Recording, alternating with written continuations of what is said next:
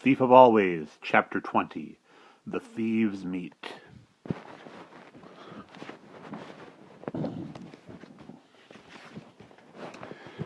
Glimpsing the dusty truth masquerading as pie and ice cream was one thing, but scratching the veneer of deceits that the house had polished to such perfection was quite another. As Harvey climbed the stairs, he kept hoping he'd find some little detail in the walls or the carpets that would allow him to get his mind's fingers beneath the lid of this illusion and lift it up to see what charmless thing lay inside. If Mar had been made of stale mud and spittle and jive of dust, what was the house itself made of? But it knew its business too well. However hard Harvey stared, he could not pierce its lies. It delighted his senses with warmth and color and scents of summer. It cooed softly in his ear and played its gentle airs against his face. When he reached the dark landing at the top of the final flight, the house continued to pretend that this was just another innocent game of hide-and-seek, like the countless games it had seen played in its shadow. There were 5 doors ahead of him, every one of them ajar a few inches as if to say, "There are no secrets here, not from a boy who wants the truth. Come look, come see, if you dare." He dared, but not in the way the house had planned. After spending a few moments examining the doors, he ignored all of them, and instead went back down a flight and chose a strong chair from one of the bedrooms, brought it back upstairs, climbed onto it, and pushed open the trap door that led onto the attic. It was hard work hauling himself up, but he knew when he'd finished and lay panting on the attic floor that his pursuit of Hood was almost at an end. The Vampire King was near. Who else but a master of illusion would live in a place so bereft of them? The attic was all the house was not, filthy, murky, and cobwebbed. "Where are you?" he said. It was no use thinking he could surprise the enemy. Hood had watched his ascent from the first stair. "Come out!" he yelled. "I want to see what a thief looks like." There was no reply at first, but then, from somewhere at the other end of the attic, Harvey heard a low, guttural growl. Not waiting for his eyes to become fully accustomed to the gloom, he stared toward the utterance, the boards creaking beneath his feet as he went. Twice he stopped to look up, because a noise somewhere in the darkness overheard caught his attention, but was it a trapped bird, panicked as it flew blindly back and forth, or roaches perhaps, massed on the beams above him? He told himself to put such imaginings out of his head and concentrate on finding Hood. There were enough real reasons to be fearful here without inventing more. Unlike the area around the trapdoor, this end of the attic served as some kind of storeroom, and his enemy was surely lurking in the maze of rotting pictures and mildewed furniture. In fact, wasn't that a fluttering motion he saw now out of the corner of his eye? "Hood," he said, squinting to try and make better sense of the shape in the shadows. "What are you doing hiding up here?" He took another step forward, and as he did so, he realized his error. This wasn't the mysterious Mr. Hood. He knew this shape, mangled though it was, the half-rotted wings, the tiny black eyes, the teeth, the endless teeth. It was Karna. The creature half rose from its squalid nest, snapping at Harvey as it did so. It made a stumbling retreat, and might have been seized after 3 steps had he made a stumbling retreat, and might have been seized after 3 steps had Karna not been so hobbled by its wounds and slowed by the chaos of its surroundings. It struck out at the piles of detritus to the left and right of it, scattering chairs and overturning boxes, and hauled itself in pained pursuit of its prey. Harvey kept his eyes fixed upon the beast as he backed away, his mind buzzing with questions. Where was Hood?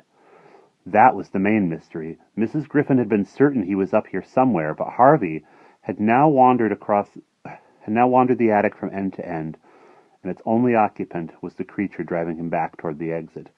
He chanced several glances into the shadows as he retreated in case he'd missed some figure hiding there. It was not a human form, but his eyes alighted upon, however. It was a globe the size of a tennis ball, glowing as though filled with starlight. It appeared like a bubble from the boards, and rose toward the roof. Momentarily forgetting his jeopardy, Harvey watched it as it ascended, joined by another, and then a third and a fourth. Astounded by the sight, he took too little care where he was walking. He stumbled, fell, and ended up sprawled on the hard boards. staring up at the roof through a red haze of pain, and there above him was Hood in all his glory. The face was spread over the entire roof, his features horribly distorted. His eyes were dark pits gouged into the timbers. His nose was flared and flattened grotesquely, like the nose of an enormous bat. His mouth was a lipless slit that was surely 10 feet wide, from which issued a voice like the creaking of doors and the howling of chimneys and the rattling of windows. "Child," he said, "you have brought pain to my paradise. Shame on you." "What pain?" Harvey shouted back. He was shuddering to his marrow, but he knew this was no time to show his fear. He would deal an illusion the way the enemy did, pretending courage even if he didn't feel it. "I came to get what was mine, that's all," he said. Hood sucked one of the gleaming spheres into his mouth. Its light went out instantly. "Mar is dead," he said. "Jive is dead. Gone to muck and dust because of you." "They were never alive," Harvey said.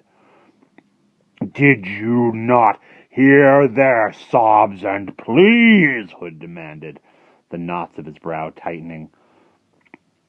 "Did you not pity them?" "No," Harvey said. "Then I will not pity you," came the rasping reply. "I will watch my poor Karna devour you from soul to scalp and take pleasure in it." Harvey glanced in Karna's direction. The beast had stopped advancing, but was poised to strike, its dripping jaws inches from Harvey's feet. Now that the beast was still, he could clearly see how badly wounded it was. Its body ragged as a moldy rug, its huge head drooping as though every breath was a burden. As Harvey stared at it, he remembered something Mrs. Griffin had told him. "I would welcome death now," she said, "like a friend I'd driven from my door." Maybe it wasn't a journey to the stars that was awaiting Karna. Maybe it was simply a return to the nothingness from which Hood had conjured it.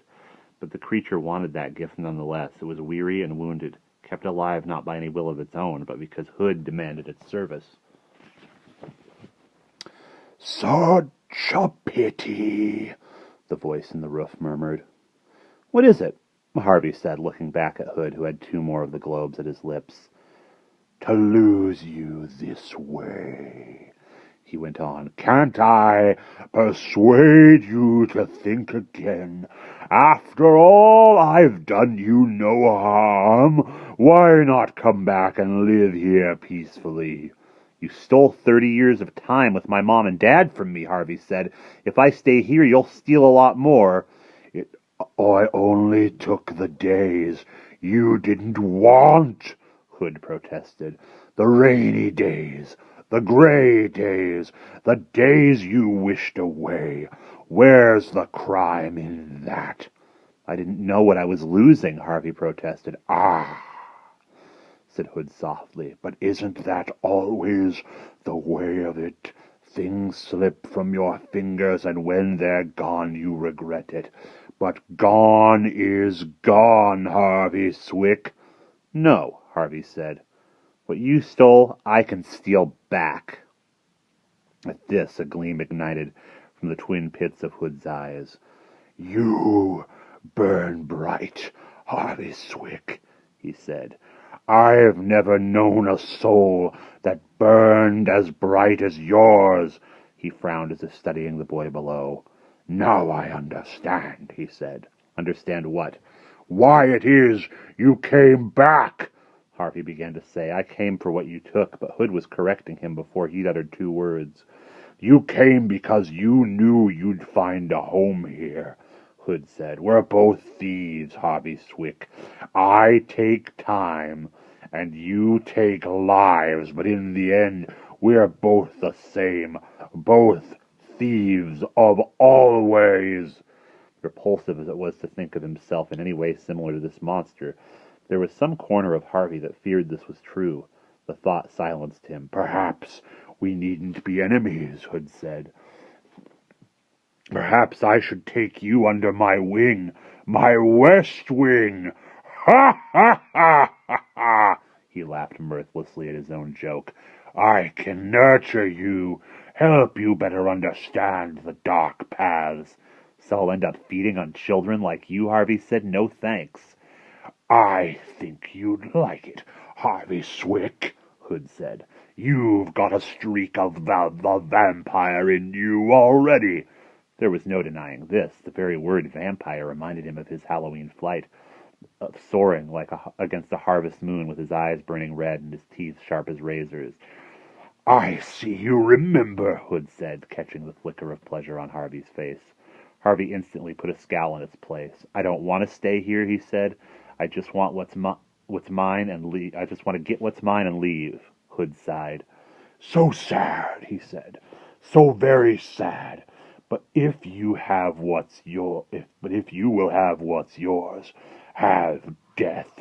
Karna! The beast raised its pitiful head. Devour the boy! Before the wretched beast could shift itself, Harvey scrambled to his feet. In a race to the trap door, he knew he had little chance of outrunning Karna, but was there perhaps another way of laying the beast low? If he was a thief of always, as Hood had said, perhaps it was time to prove it, not with dust nor with stolen conjuring, but with the power of his own bones. Karna took a threatening step toward him, but instead of retreating, Harvey extended his hand in the creature's direction, as if to pat its decaying head. It hesitated, its expression mellowing into doubt. Devour him! The vampire king growled. The beast lowered its head in expectation of punishment from above, but it was Harvey who laid his hand upon it. A gentle touch that sent a shudder through its body. It raised its snout to press itself against Harvey's palm, but as it did so, let out a long, low moan. There was neither pain in the sound nor complaint. In fact, it was almost a moan of gratitude, that for once it had not met with blows or howls of horror. It turned its eyes up to Harvey's face, and a shudder of pleasure passed through its body. It seemed to know that the motion would prove fatal, because, the instant after, it retreated from its comforter, and as it did so, its shudders multiplied, and its body suddenly flew into 1,000 pieces. Its teeth, which had seemed so fearsome moments before, rolled away into the darkness, its massive skull shattered, its spine collapsed. In a matter of seconds it was no more than a heap of bone shards, so dry and so aged, even the most desperate dog would have passed by them. Harvey glanced up at the face in the roof. Hood's expression was one of utter perplexity. His mouth was agape, his eyes staring from their pits.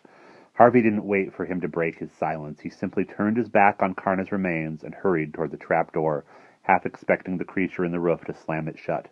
There was no response from Hood, however, until Harvey was lowering himself down onto the chair on the landing. Only then, as Harvey took one last look up at the attic, did Hood speak.